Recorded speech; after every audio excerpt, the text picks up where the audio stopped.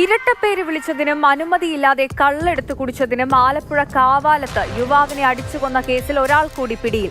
കേസിൽ ഇനിയും അറസ്റ്റുണ്ടാകുമെന്ന് പുളിങ്കുന്ന് പോലീസ് അറിയിച്ചു.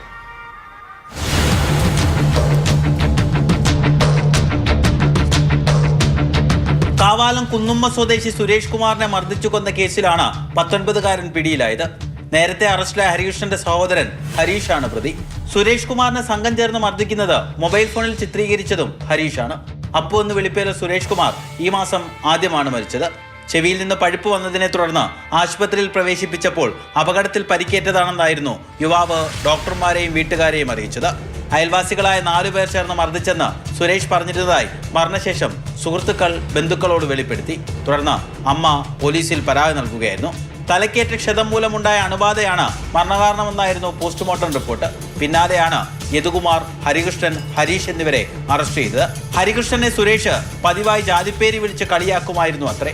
എന്നു മാത്രമല്ല, ഏപ്രിലിൽ കാവാലം ഷാപ്പിൽ വെച്ച് ഇവർ വാങ്ങിയ കള്ള് സുരേഷ് അനുമതിയില്ലാതെ എടുത്തു കുടിച്ചതും പകയ്ക്ക് കാരണമാണ്. അറസ്റ്റിലായ 3 പേരും റിമാൻഡിലാണ്.